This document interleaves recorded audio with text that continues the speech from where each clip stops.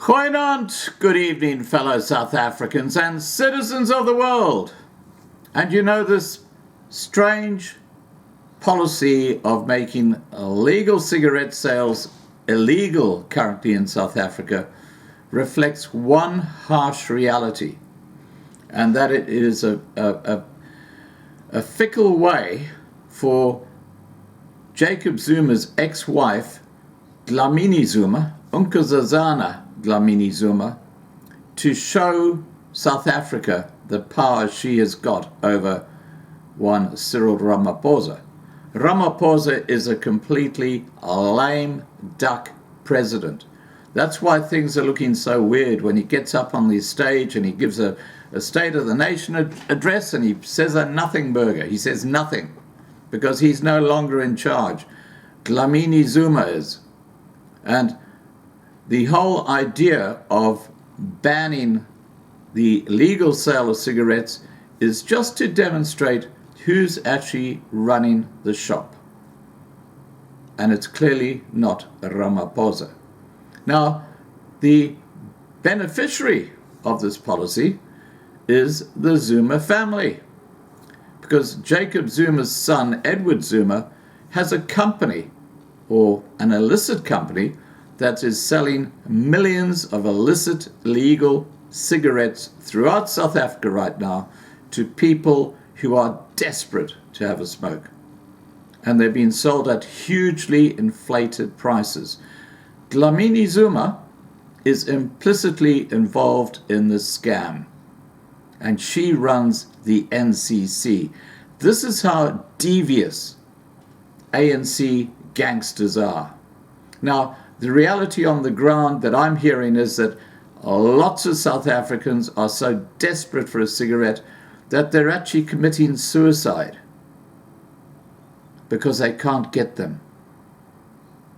And yet this foul-mouthed piece of crap, Dlamini Zuma, doesn't worry about that. All she's worried about is her power, black privilege. This is the disgusting, deceitful state that South Africa is in. And what I'm saying now is actually supported by the latest evidence that we've got on why there is a cigarette ban in South Africa. It's without foundation. Let's unpack this a bit. The hottest topical issue of our lockdown so far has been the status of cigarette sales in South Africa. First they were outlawed, then given the green light, only to be pulled from the shelves again. In the middle of the controversy is Nkosazana Dlamini Zuma, who announced the U-turn almost 3 weeks ago. So what she did was she actually overrode Cyril Ramaphosa's earlier message that smoking would be allowed again. This is a power play.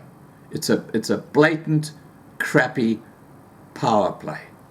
This woman is dangerous. The off-again, on-again prohibition of tobacco left a sour taste in the mouths of many.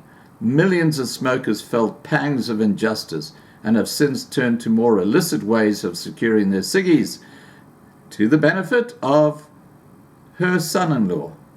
Isn't that interesting? Isn't that interesting? And remember that Dlamini Zuma is also tied up with that illegal cigarette runner in Gauteng who provides housing for, guess who? Yeah, Julius Malema. You're starting to see how the bits fit together here? It's absolutely disgusting. These people are completely immoral and disgraceful. Anyway, let's continue. Dlamini Zuma's response, however, left the Democratic Alliance representative underwhelmed. Dlamini Zuma issued a vague reply when asked to prove that thousands of submissions convinced the National Command Council to extend the ban on cigarettes. Macpherson has since accused the cabinet member of never having the support of it in the first place. The DA submitted a written question to Dlamini Zuma regarding the cigarette ban. the party had asked to see the 2,000 objections against lifting the ban on cigarette sales during the level 4 of lockdown. Submissions that were persuasive enough to form a controversial government policy. However, the minister told the Democratic Alliance that the information is not readily available in the department. Guess why? It doesn't exist. It's hocus pocus. This woman, she couldn't sleep straight in a bed even if she tried. She is just like Jacob Zuma, another corrupt ANC cadre. McPherson now thinks Dlamini Zuma has either lied to the nation or lied to Parliament by withholding access to the objections. What about the support for releasing the ban on cigarette sales? Because remember, the whole basis, according to Dlamini Zuma, was 2,000 objections against allowing people to smoke cigarettes legally. Okay? Dlamini Zuma's reliance on the submissions in favor of keeping the ban has attracted suspicion right from the moment his statement aired live on television. The 2,000 or so backers were also dwarfed by a petition demanding that smokes went back on sale.